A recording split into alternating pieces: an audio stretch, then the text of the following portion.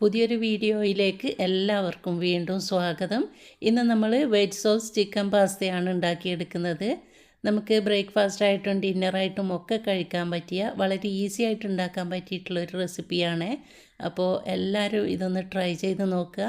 Video ഇഷ്ടപ്പെടുകയാണെങ്കിൽ like ചെയ്യാനും share ചെയ്യാനും മറക്കല്ലേ. അപ്പോൾ പെട്ടെന്ന് തന്നെ നമുക്ക് റെസിപ്പിയിലോട്ട് പോകാം.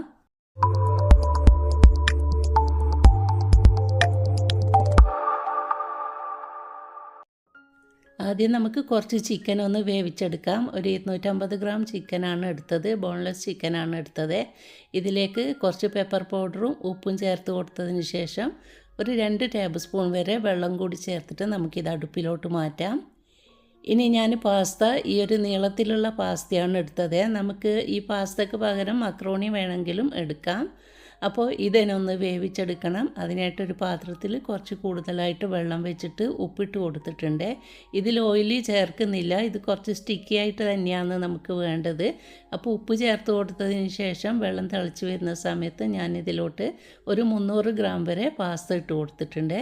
ഇനി ഒന്ന് മിക്സ് ചെയ്തിട്ട് വേവാൻ വേണ്ടി മാറ്റി വെക്കാം. അപ്പോൾ നമ്മുടെ പാസ്ത ഇവിടെ കുക്കായി വന്നിട്ടുണ്ട്. ചിക്കനും കുക്കായിട്ട് ഞാൻ ഫ്ലെയിം ഓഫ് ചെയ്തിട്ടുണ്ട്.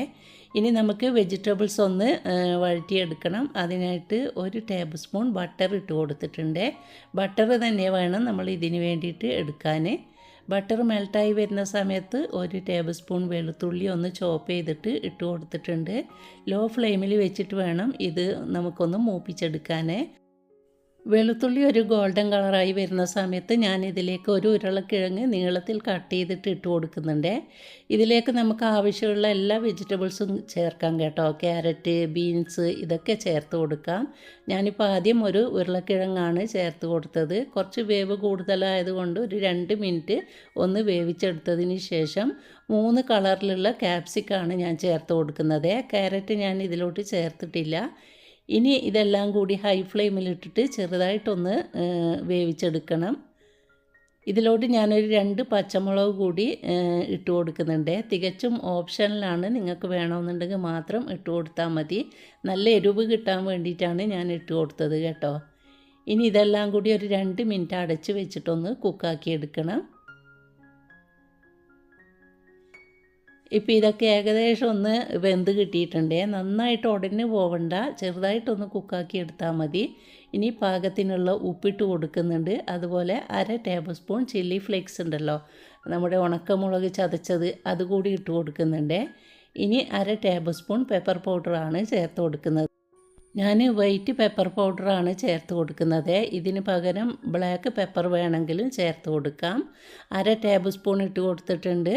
ഇനി നന്നായിട്ടൊന്ന് മിക്സ് ചെയ്ത് കൊടുത്തതിന് ശേഷം നമ്മൾ നേരത്തെ വേവിച്ച് വെച്ചിരിക്കുന്ന ചിക്കൻ ഉണ്ടല്ലോ, അതുകൂടി കൈ വെച്ചിട്ട് ചെറുതായിട്ടൊന്ന് കട്ടാക്കി എടുത്തിട്ടുണ്ട്.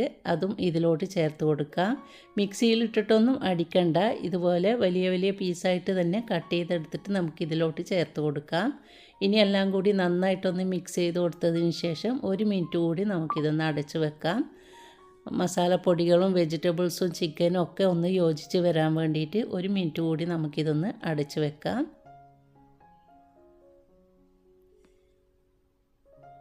ഇതിപ്പോൾ നന്നായിട്ട് തന്നെ കുക്കായി കിട്ടിയിട്ടുണ്ട്. ഇത്രയും മതി കേട്ടോ. ഇനി നമുക്ക് ഫ്ലെയിം ഓഫ് ചെയ്തിട്ട് മാറ്റി വെക്കാം. ഇനി നമുക്കൊരു വൈറ്റ് സോസ് ഉണ്ടാക്കിയെടുക്കണം. അതിനായിട്ട് ഞാനൊരു കടായി ഇവിടെ വെച്ചിട്ടുണ്ട്. ഈ ഒരു കടായി ഞാൻ നിക്ഷാൻ ഇലക്ട്രോണിക്സിൽ നിന്നും വാങ്ങിച്ചതാണ്. സ്ക്വയർ ടൈപ്പിലുള്ളതാണ്. പലരും ചോദിക്കാറുണ്ട് ഇത് എവിടെ നിന്നാണ് വാങ്ങിച്ചതന്നെ, അതുകൊണ്ടാണ് പറയുന്നത് കേട്ടോ. ഇനി നമുക്ക് ഇതിലോട്ട് ഒരു 1.5 ടേബിൾ സ്പൂൺ വരെ ബട്ടർ ഇട്ട് കൊടുത്തിട്ടുണ്ട്. ഇതൊന്ന് മെൽറ്റായി വരുന്ന സമയത്ത് 1 ടേബിൾ സ്പൂൺ മൈദ ഇട്ട് കൊടുത്തിട്ട് ഈ ഒരു ബട്ടറിൽ നന്നായിട്ട് നമുക്കിതൊന്ന് മിക്സ് ചെയ്തെടുക്കണം. എന്നിട്ട് ഈ മൈദ നന്നായിട്ടൊന്ന് വെന്ത് കിട്ടണം കേട്ടോ. ഈ ഒരു ബട്ടറിൽ കിടന്നിട്ട് നന്നായിട്ടൊന്ന് വെന്ത് കിട്ടുന്ന സമയത്ത് നമുക്ക് കുറേശ്ശെയായിട്ട് പാലൊഴിച്ചിട്ട് ഇത് നന്നായിട്ടൊന്ന് മിക്സ് ചെയ്തെടുക്കാം.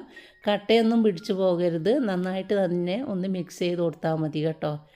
ഇത് വറ്റി വരുന്ന സമയത്ത് പാല് കുറേശ്ശെയായിട്ട് ഒഴിച്ചു കൊടുത്താൽ മതി. നമുക്കിതിലേക്ക് 1.5 കപ്പ് പാലാണ് ഞാൻ എടുത്തിരിക്കുന്നത്.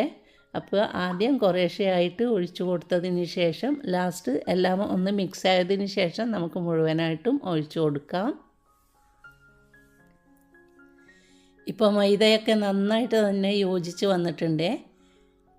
ഇതുപോലെ കൈയെടുക്കാതെ നന്നായിട്ടൊന്ന് മിക്സ് ചെയ്തിട്ട് നല്ല സ്മൂത്താക്കി എടുക്കണം. കണ്ടോ, ഇതിപ്പോൾ നന്നായിട്ട് തന്നെ യോജിച്ച് വന്നിട്ടുണ്ട്. ഇനി നമുക്ക് മുഴുവൻ പാലും ഇതിലോട്ട് ഒഴിച്ചു കൊടുക്കാം. 1 ടേബിൾ സ്പൂൺ മൈദക്ക് 1.5 കപ്പ് പാലാണ് ഞാൻ എടുത്തത്. ഇനി ഇതൊന്ന് നന്നായിട്ട് തിളച്ച് വരട്ടെ.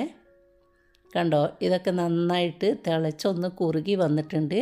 ഇനി നമുക്ക് ഇതിലോട്ട് പാകത്തിനുള്ള ഉപ്പും അതുപോലെ തന്നെ 1/2 ടേബിൾ സ്പൂൺ ചില്ലി ഫ്ലേക്സും 1/2 ടേബിൾ സ്പൂൺ പെപ്പർ പൗഡറും പാകത്തിന് ഉപ്പും ഇട്ട് കൊടുക്കുന്നുണ്ട്. വൈറ്റ് സോസ് ആയതുകൊണ്ടാണ് ഞാൻ വൈറ്റ് പെപ്പർ തന്നെ ഇട്ട് കൊടുക്കുന്നത് കേട്ടോ. ബ്ലാക്ക് ആയാലും പ്രശ്നമൊന്നുമില്ല. കുറച്ച് ഉപ്പും ചേർത്ത് കൊടുത്തതിന് ശേഷം നന്നായിട്ടൊന്ന് മിക്സ് ചെയ്ത് കൊടുക്കുന്നുണ്ട്.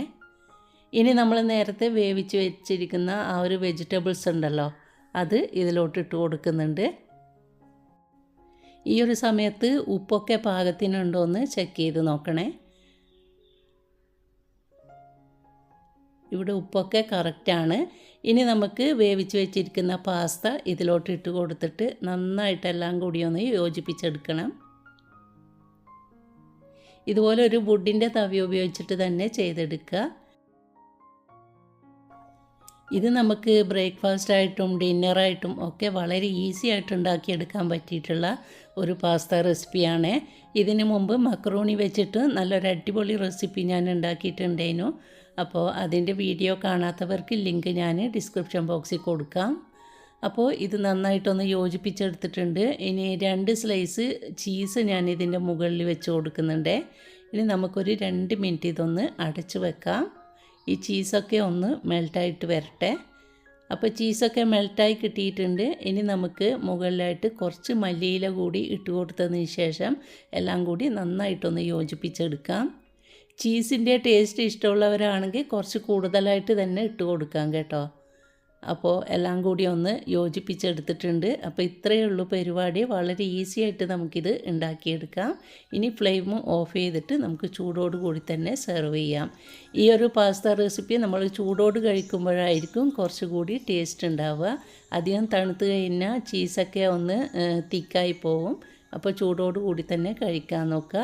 ഇന്നത്തെ റെസിപ്പി ഇഷ്ടമായിട്ടുണ്ടെങ്കിൽ എല്ലാവരും ഒന്ന് ട്രൈ ചെയ്തിട്ട് ഫീഡ്ബാക്ക് അറിയിക്കുക. ലൈക്ക് ചെയ്യാനും ചാനൽ പുതുതായിട്ട് കാണുന്നവർ സബ്സ്ക്രൈബ് ചെയ്ത് സപ്പോർട്ട് ചെയ്യാനും മറക്കല്ലേ. നല്ലൊരു വീഡിയോയുമായിട്ട് വീണ്ടും കാണാം. അതുവരെ എല്ലാവർക്കും താങ്ക്